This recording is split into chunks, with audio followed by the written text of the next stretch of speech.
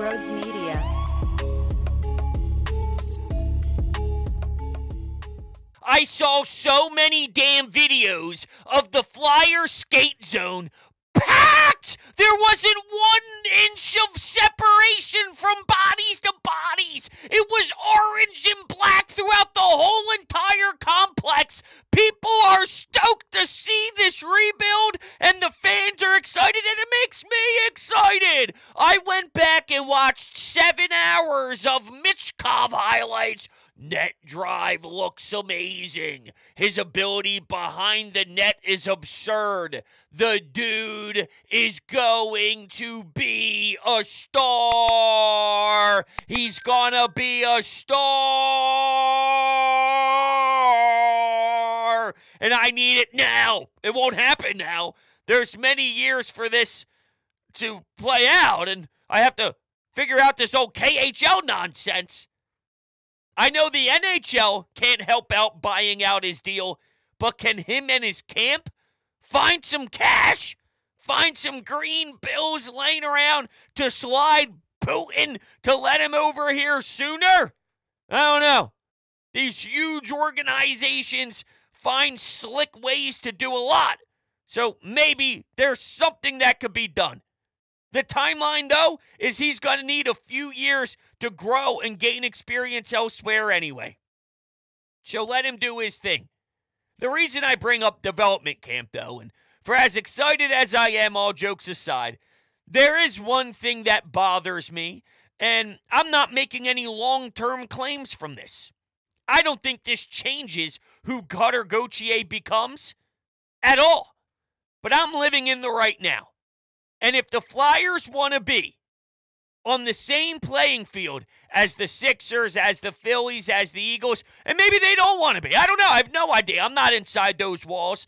But I feel it's my priority, and it's something that I truthfully feel would be great for this city and great for this team, is to hold them accountable when hot topics occur, when there's certain angles. I'll give you an example. And by the way, if you don't know what I'm referencing, Cutter Gathier decided not to participate in the development camp. People in my mentions are trying to convince me, even though it's not going to happen, well, it's because the NCAA is making him pay because it's his second season. No, he's playing too much hockey, and he feels it's not necessary. They're using that as a scapegoat. They're using that as an excuse. That's not real. He doesn't want to be there because he's playing a lot of hockey, and he doesn't want to. That's his decision. It's not financial. We're not asking for a $50,000 trip to Bermuda. It's not a $30,000 European trip to Greece, Mykonos, and Santorini. It's a couple dollars for a guy who was selected top 5 in the NHL draft. If that's the case, you'd see all these college prospects, all of them, every year putting their hands up saying, I don't have money. No, they go. And I would like to think that Cutter Gathier, knowing that he could be a face of this franchise, would show up for something like this. Once again, not the difference maker in what he becomes. I think he's going to be a very talented center. And keep in mind, I stress center for the Flyers. If he becomes a wing, it's extremely disappointing. I need him to be playing through the middle as a 1C. And I think he can. But if the Sixers had Tyrese Maxey not show up to NBA Summer League, if Ben Simmons didn't feel like competing in Summer League after he first got drafted. Now, I get it. There's differences between both sports. I would not like it. It would be nonstop calls on 97.5 The Fanatic screaming about how he should be there. Is he going to be the face of this franchise? If he is, then he needs to send a message, and he needs to be a leader. I feel that way about Cutter Gathier as well. Regardless of him playing for Team USA and him playing for Worlds and him doing this and him having a college season, the quick turnaround, a few days at development camp isn't going to kill you. And it makes it worse when Danny Briere publicly admits, I don't know what's going on here. It's not good. It's not good optics. I'm living in the right now. And the right now, I don't like the smell test of it, but I think he's going to be fantastic. And if that means I'm not supposed to waste my energy on it, or I'm not supposed to tell you how I'm perceiving it, I disagree with you. I don't think it's wasted energy. He's supposed to be, along with Michkov, what turns the whole entire franchise around so we believe again. So we can see a packed Wells Fargo Center with 20,000.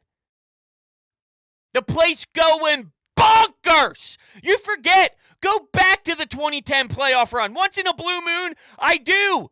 I go back to the Boston series where they come back down 3-0. When they come back down 3-0 in Game 7. Now, that game was in the TD Garden. But if you look back to that run against Chicago, Claude Giroux, all of it's amazing. I want it.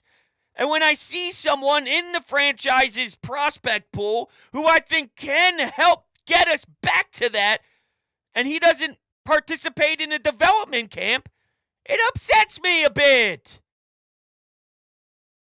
I do like Andre, though. I saw a great play of him that Jordan Hall tweeted out. Good stick on puck, good gap control, creates a turnover right inside their own blue line defensively. He stops, and then he moves up ice, quick transition through the neutral zone, follows up, becomes a third guy high, and gets a nice shot on net. Is it possibly Chemo Timonen 2.0? Smaller guy. I love the fact, though, that there's actually something throughout this ugliness that's going to happen. And it's not going to be pretty.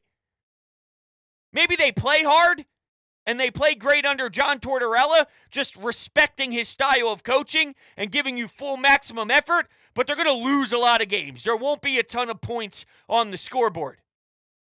That's actually great. You don't want to have to beg for someone to fall to 7 like Michkov. You don't want to have the anxiety of, do we have to call another team in front of us? Do we jump?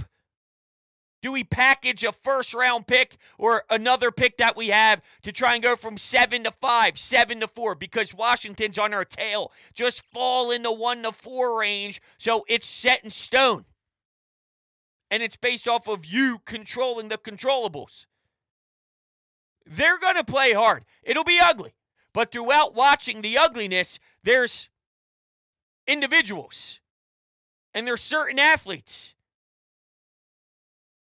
that you're trying to weave out the bad ones and keep the strong ones, the tough ones.